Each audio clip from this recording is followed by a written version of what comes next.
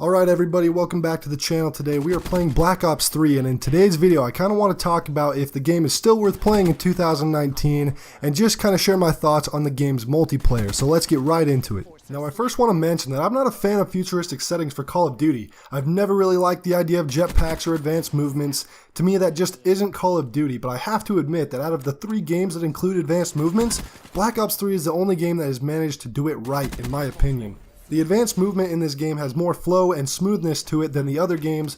Double jumping, sliding, and wall running all feel really good and smooth. Now I haven't played Black Ops 3 since launch. I actually only recently picked it up for about $20 3 months ago. Like I said, I'm not a fan of futuristic Call of Duty games, so I was never interested in the game. But there was a good deal that came with the Zombie Chronicles pack, so they got me to purchase the game. And in these last 3 months, I've really been enjoying my time with the game, and I regret not purchasing the game sooner as a Call of Duty fan. 4 years later, and the lobbies still seem pretty populated. I haven't had trouble finding matches at all. Now in most Call of Duty games you can find me on Team Deathmatch, Domination, or any other team game type, but in Black Ops 3 I play free-for-all almost exclusively. Now the reason for this is, for whatever reason, it feels like Treyarch has designed the team balancing in such a way that if the game recognizes your skill and stats are above average or the best in the lobby, then it will put the worst players in the lobby on your team to try and balance the teams.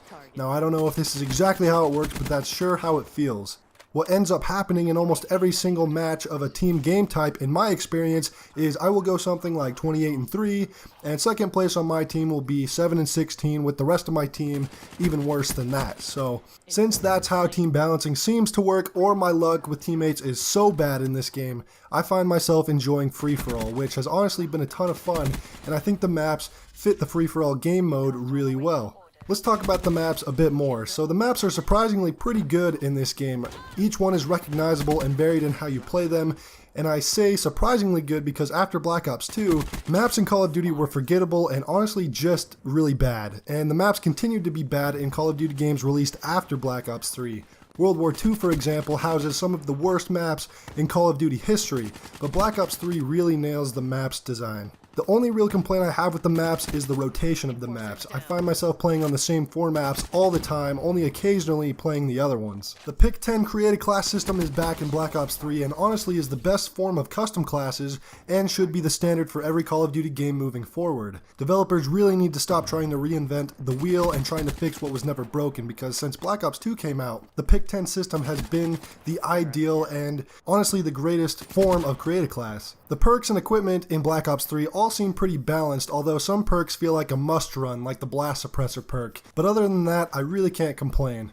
Moving on to the guns. Now this game might have the most guns in Call of Duty history. Problem is, over half of them are only unlockable through loot boxes, so the guns you get for free, how are they? Well, I've only used a few, as I basically use the KN-44 almost exclusively every match, which you can probably tell from the gameplay, but honestly the gun balance from what I've played with feels better than most Call of Duty titles. Again, not too much to complain about in regards to the weapons. Honestly, overall, Black Ops 3 multiplayer is pretty enjoyable and I find myself playing it regularly. It's recaptured that addictive feeling of just one more game that I used to have with Call of Duty back in the day. I've been a Call of Duty fan since the original Modern Warfare, purchased every single game until Ghosts, only recently getting back into the franchise with World War II, and I decided maybe to try some of the CODs I'd skipped out on, so I'll probably end up giving Infinite Warfare, Advanced Warfare, and maybe even Black Ops 4 a chance if I can find them for really cheap or something, but until then, I'll continue to enjoy Black Ops 3, World War II, and COD 4 Remastered if I'm looking for my Call of Duty fix.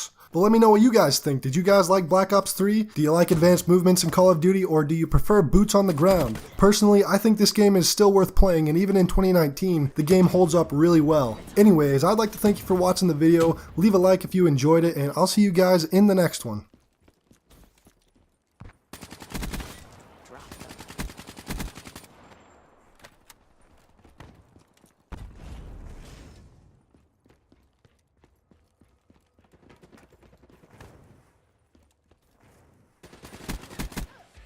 Headed to Exfil. Drinks are on me.